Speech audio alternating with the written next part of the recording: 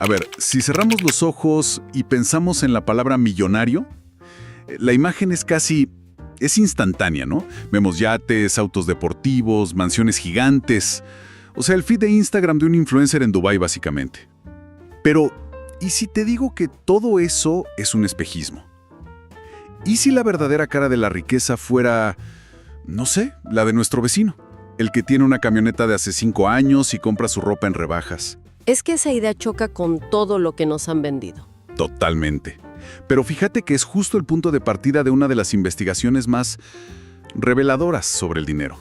Hoy vamos a desmenuzar a fondo las ideas del libro El millonario de la puerta de al lado, de Thomas Stanley y William Danko. Y bueno, también a contrastarlas con otras visiones más modernas. Exacto. La misión de hoy es entender la mentalidad y, sobre todo, los hábitos que marcan la diferencia. Porque no hablamos de herencias o de suerte, sino de un sistema. Y para empezar a entenderlo, hay que aclarar una confusión, que es la trampa donde cae casi todo el mundo. Así es la idea central que lo sostiene todo, y es que ingreso no es lo mismo que riqueza. Suena súper obvio, pero en la práctica no lo es para nada. Puedes tener un ingreso altísimo, ser un gran cirujano, un abogado de una firma importante y tener un patrimonio de 0, o negativo incluso. Claro. El ingreso es la plata que pasa por tus manos cada mes. La riqueza es la parte que logras que se quede contigo, la que pones a trabajar para ti. O sea, lo que acumulas, no lo que gastas. Y aquí es donde la historia se pone fascinante, porque los autores del libro, ellos salieron a buscar a los millonarios a los barrios más exclusivos, ¿no? Y se llevaron una sorpresa tremenda. Se dieron cuenta de que estaban buscando en el lugar equivocado. Mucha gente ahí tenía ingresos enormes, sí, pero su riqueza real era mínima. Eran expertos en gastar, no en acumular. Los verdaderos millonarios estaban en otro lado. Exacto. Y los datos que encontraron fueron demoledores para el mito popular. Cerca del 80% de los millonarios en Estados Unidos son de primera generación. ¿80%? O sea, que la construyeron desde cero, no la heredaron. Para nada. Eso desmonta por completo la imagen del heredero que vive de rentas. No. Y lo que hacían para ganarse la vida es todavía más sorprendente. Uno esperaría encontrarse con, no sé, genios de la tecnología o tiburones de Wall Street. Pero no. La lista de profesiones que estudiaron es, pues, bastante normal, casi aburrida. ¿Cómo qué, por ejemplo? Pues mira, estamos hablando de dueños de negocios como contratistas de soldadura, agricultores de arroz, dueños de parques de casas móviles o empresas de control de plagas. Negocios súper terrenales. Totalmente. Negocios sólidos, rentables, que resuelven una necesidad, pero que no tienen nada del glamour que asociamos con la riqueza. De hecho, un análisis más reciente lo confirma. La mayor fuente de ingresos para el 1% sigue siendo ser dueño de un negocio regional, como concesionarios de autos o distribuidoras de bebidas. Es increíble. Son los negocios que vemos todos los días y ni les prestamos atención. Y no solo eso. Estas personas viven entre nosotros, en barrios de clase media, rodeados de gente que tiene una fracción de su patrimonio. No se aíslan. Para entender esta dinámica, los autores crearon 2 términos que son buenísimos, de verdad. Dividieron a la gente en 2 grupos, los APR, o acumuladores prodigiosos de riqueza, APR.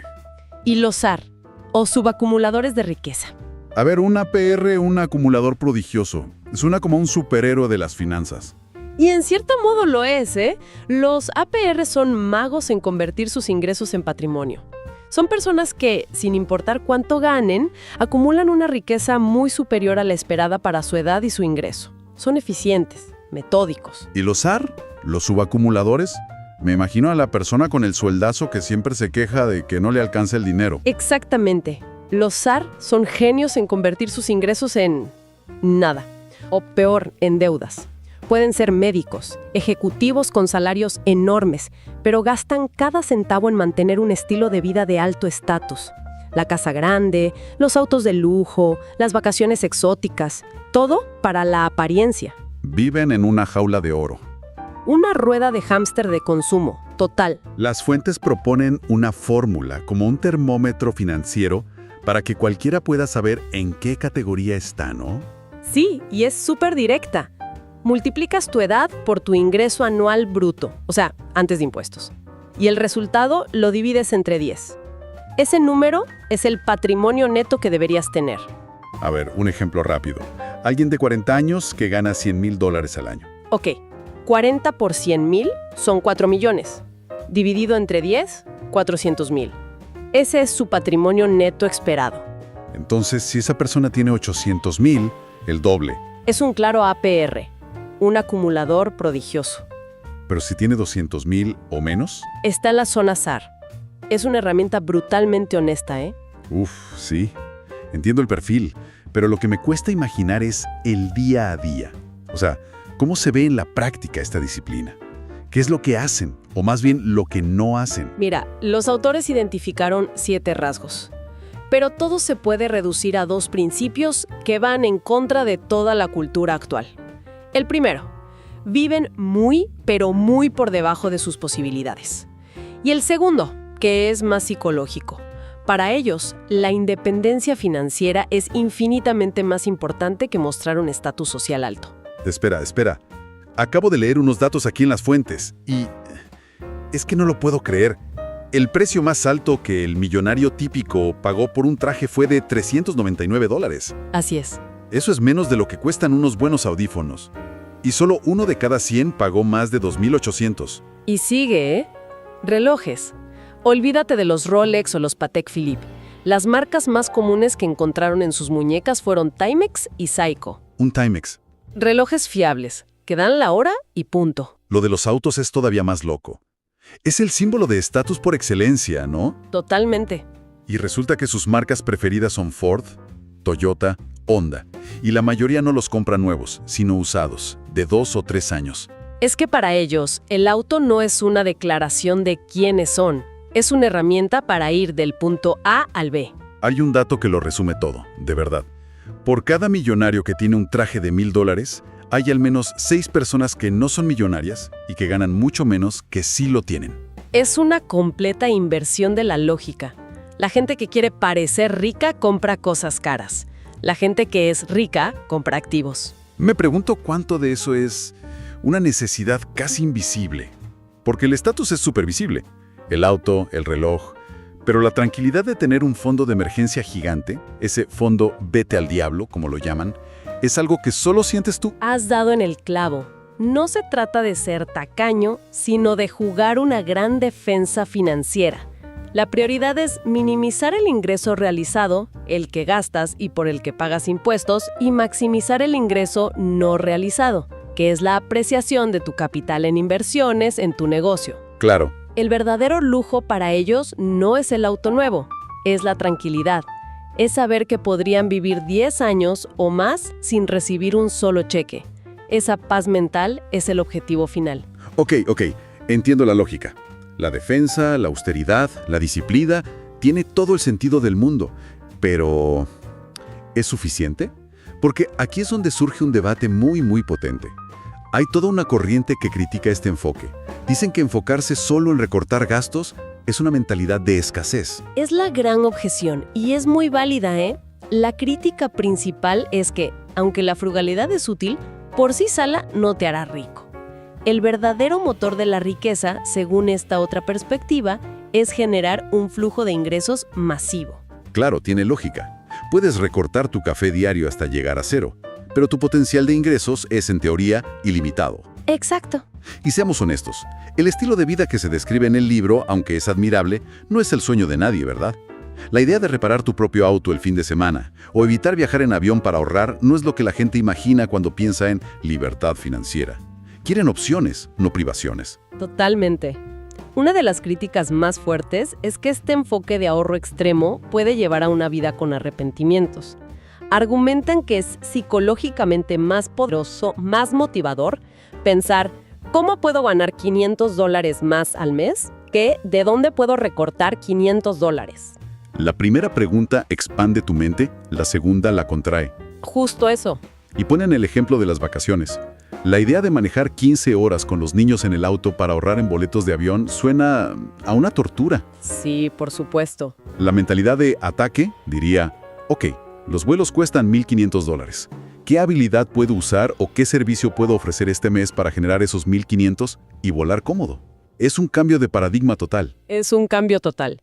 Pero lo fascinante aquí es que, aunque parecen filosofías opuestas, las fuentes no son necesariamente contradictorias.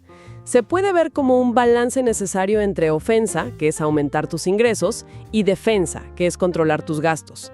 No puedes tener una sin la otra de forma sostenible. Pero, espera, ¿de verdad son solo dos caras de la misma moneda? Porque la mentalidad de ¿cómo gano más? Se siente expansiva, creativa, optimista. La de ¿cómo gasto menos? Puede sentirse restrictiva, ansiosa. ¿No son opuestas en su enfoque de la vida? Entiendo perfecto la objeción. Parecen opuestas, pero creo que la clave es ver la relación de otra manera. La verdadera lección aquí no es elegir entre ataque o defensa. Es entender que la defensa, el control de gastos, no es la meta, es el combustible para el ataque. Cada dólar que no gastas en un auto de lujo que no necesitas es un dólar que puedes invertir en tu negocio, en la bolsa, en una propiedad, que son tus verdaderos motores de crecimiento. La frugalidad no es el fin, es la munición. Me gusta esa analogía, me gusta mucho. La defensa no es para vivir una vida pequeña, es para acumular los recursos para hacer jugadas grandes. Precisamente. El gran peligro para quienes se enfocan solo en el ataque, en ganar más y más, es que su estilo de vida se infla al mismo ritmo. Ganan el doble, gastan el doble. Y se convierten en zar de altos ingresos. Exacto. Tienen un ataque impresionante, pero su defensa es un colador. Por eso, la disciplina financiera, la base de El millonario de la puerta de al lado, no es sobre ser miserable. Es sobre construir una base sólida para quedarte con una parte importante de lo que generas, sin importar cuánto sea. Sin defensa, tu ofensiva se desperdicia. Ok, entiendo la sinergia, pero, a ver, este libro se publicó en el 96. El mundo es otro. No ha cambiado el juego con las redes sociales, la economía digital, todo. Es la pregunta del millón, ¿eh? Y la respuesta es sí y no. La hija del autor original, Sarah Stanley Fallow, que también es investigadora, escribió un libro de seguimiento, El próximo millonario de la puerta de al lado, y actualizó toda la investigación para el siglo XXI. ¿Y qué encontró? ¿Siguen existiendo estos millonarios frugales o ya son una especie en extinción? Los hallazgos son sorprendentemente consistentes. Los principios básicos, disciplina, frugalidad, vivir por debajo de tus medios, siguen siendo el ADN de la acumulación de riqueza. A pesar de todo. Sí. Sin embargo, el entorno se ha vuelto mucho más hostil para estos hábitos. Uf, me lo imagino. La presión de las redes sociales debe ser brutal. En los 90s solo te comparabas con tus vecinos. Ahora te comparas con todo el planeta. Y todo el planeta parece estar de vacaciones en las Maldivas. Muchísimo más difícil. Es una batalla constante contra el FOMO, el miedo a quedarse fuera. Pero por otro lado, el nuevo entorno también ha creado oportunidades sin precedentes para el ataque. La gig economy, los trabajos secundarios, la facilidad para crear un negocio en línea. Ahora es más fácil que nunca tener múltiples fuentes de ingreso. Con todo el boom de las criptomonedas, la inteligencia artificial, las startups, yo hubiera pensado que el factor clave hoy sería, no sé, la innovación o la tolerancia al riesgo. ¿Me estás diciendo que a pesar de todo la respuesta sigue siendo algo tan tradicional como la disciplina? Sin lugar a dudas. En una encuesta más reciente, el 91% de los millonarios la calificó como el factor más importante para su éxito. Más que la inteligencia o la suerte. Más que la inteligencia, más que la suerte, más que la idea de negocio, disciplina. Y esa disciplina se manifiesta en un hábito muy concreto, la planificación. Ahí es donde creo que la mayoría falla. La idea de sentarse a hacer un presupuesto suena a tarea, a algo aburrido. Pero es la diferencia fundamental. Los datos muestran que los APR dedican casi el doble de tiempo cada mes a planificar sus finanzas que los SAR. No es un accidente, es un diseño. Saben a dónde va cada dólar. Y de esa planificación surge la estrategia más poderosa que mencionan todas las fuentes: pagarse a uno mismo primero. El famoso Pay Yourself First. Suena bien, pero ¿qué significa en la práctica? Significa que lo primero que haces cuando recibes tu sueldo no es pagar el alquiler o la tarjeta de crédito. Es transferir de forma automática un mínimo del 15% de tus ingresos brutos a tus cuentas de inversión. Antes que nada. Conviertes el ahorro y la inversión en una factura más, la más importante. No inviertes lo que sobra al final del mes, porque la realidad es que nunca sobra nada. Al final, lo que todas estas fuentes nos dicen, tanto las clásicas como las modernas, es que la riqueza no es un evento espectacular. No es ganarse la lotería ni vender una app por 1,000 millones. Es un proceso lento, sistemático y francamente un poco aburrido. Se basa en hábitos consistentes, repetidos durante décadas. Es el interés compuesto aplicado no solo al dinero, sino a los buenos hábitos. El efecto es pequeño al principio, casi imperceptible, pero después de 10, 20, 30 años, el resultado es exponencial. Es una fuerza imparable. Entonces, si tuviéramos que destilar el gran ajá de todo este análisis, sería este. La imagen del millonario que nos venden es, en su mayor parte, una fantasía diseñada para vendernos cosas. La acumulación de riqueza real es mucho menos glamorosa. Se parece más al entrenamiento de un atleta de élite. Se basa en decisiones diarias, una disciplina férrea y un enfoque obsesivo en la seguridad y la libertad a largo plazo, no en el estatus a corto plazo. Quizá la verdadera clave sea dar un paso atrás y redefinir lo que significa ser rico. No se trata solo de la cifra en la cuenta bancaria, se trata de la independencia, la tranquilidad y sobre todo las opciones que esa cifra te da. Quizá la pregunta final que debemos hacernos no es ¿cómo me vuelvo millonario?, sino más bien ¿qué estoy dispuesto a cambiar en mis hábitos hoy para empezar a comprar mi libertad de mañana?